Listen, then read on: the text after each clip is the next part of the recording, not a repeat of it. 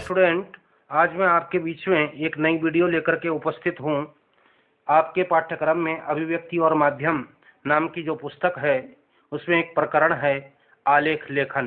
तो आज हम चर्चा करेंगे कि कैसे हम एक अच्छा आलेख लेखन प्रस्तुत कर सकते हैं, कैसे हम आने वाली परीक्षाओं में अच्छे अंक प्राप्त कर सकते हैं। यदि आपको मेरा प्रयास अच्छा लगे तो मेरे चैनल को सब्सक्राइब करके बेल आइकन दबाएं, जिससे सर्वप्रथम आपको आगामी वीडियो की सूचना मिल सके। तो आइए आज जानते हैं कि एक अच्छा आलेख लेखन कैसे करें। हिंदी गद्य की आलेख वह विधा है जिसमें लेखक वास्तव में किसी विषय को लेकर के विश्लेषणात्मक अध्ययन करता है। आलेख वास्तव में लेख का ही एक प्रतिरूप होता है और इसे कुछ लोग संक्षिप्त रूप से जो है निबंध की संज्ञा भी देते हैं, जो काफी हद तक उचित भी है। आलेख जो है लेख में आ उपसर्ग लगने के फलस्वरूप यह शब्द बनता है। मूल रूप से आलेख में व्यक्ति किसी विशेष घटना विवरण को क्रमबद्ध तरीके से सर्वांग रूप से सम्यक रूप से अपने विचारों को विश्लेषित करके लिखता है, तो उसे कहते हैं आलेख लेखन। तो आइए अब चलते हैं, अब जानते हैं कि एक अच्छे आलेख लिखते समय हमें किन किन बातों को ध्यान में रखना चाहिए, एक अच्छे आलेख में क्या क्या गुण होने चाहिए। सबसे पहले तो आलेख में नवीनता एवं ताजगी होनी चाहिए। जब हम कोई आलेख लिख रहे हैं तो उसमें हमें किसी नवीन विषय को एकत्रित करना चाहिए, जिससे कि उसमें पाठक की मनोरुचि बनी रहे, पाठक का ध्यान बना रहे। दूसरा जो विशेष गुण है वो है जिज्ञासाशीलता। जिज्ञासाशील से तात्पर्य है कि जब भी कोई भी पाठक उस आलेख को पढ़े तो उसके मन में अनेकों प्रश्न उठें, अनेकों जिज्ञासाएं उठें।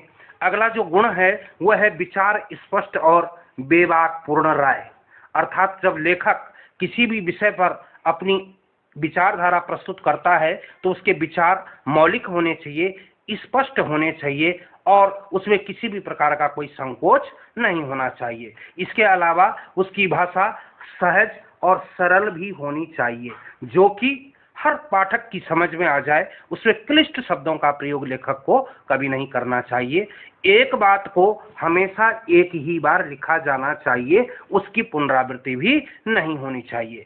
अगली बात है विश्लेषण शैली का प्रयोग। विश्लेषण अर्थात आत्मचिंतन।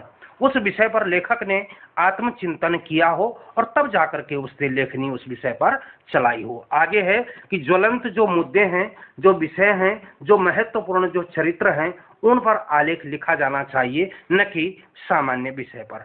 आगे है कि आलेख का जो आकार है वो बहुत ज्यादा विस्तार पूर्ण नहीं होना चाहिए, मतलब मध्यम मार्ग का होना चाहिए। बहुत ज्यादा लंबा भी नहीं होना चाहिए और बहुत ज्यादा छोटा भी नहीं होना चाहिए। तो इन सभी संबंधित बातों का उल्लेख जो विषय हैं उनमें जिनमें चर्चा की गई है, विश्लेषण किया गया है, उन सभी बातों का पूरी तरीके से उसमें उल्लेख होना चाहिए। संबंधित बातों का पूरी तरीके से उसमें विश्लेषण होना चाहिए। तो आइए अब एक उदाहरण के माध्यम से जानते हैं कि कैसे हम एक अच्छा आलेख लिख सकते हैं। आलेख का जो विषय है वह है बाल श्रमिकों की समस्या।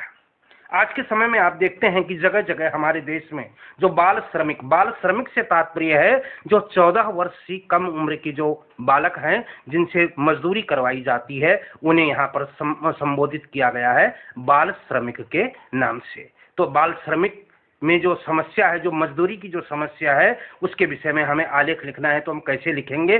तो देखिए, इसमें कहा जाता है कि बच्चे देश का भविष्य होते हैं। कहा ही नहीं जाता है, वास्तव में भी बच्चे देश के भविष्य होते हैं। हमारे देश का भविष्य उन्हीं पर टिका हुआ है और जब यही भविष्य कच्ची उम्र में सड़कों पर काम करता नजर आता है तो हमारी आंखें जो है शर्म से झुक जाती हैं।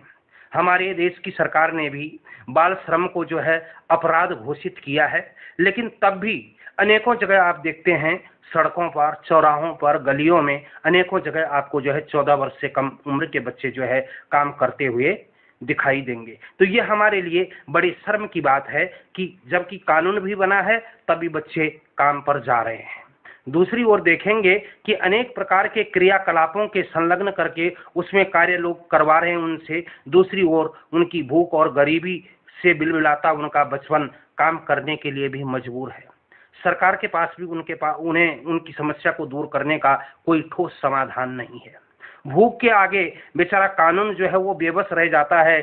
सरकार के पास न तो कोई ऐसा खजाना है, न कोई ऐसी योजना है जो बाल श्रमिकों को घर बैठा करके उनके पेट भरने की समस्या को दूर कर सके, उन्हें शिक्षित कर सके।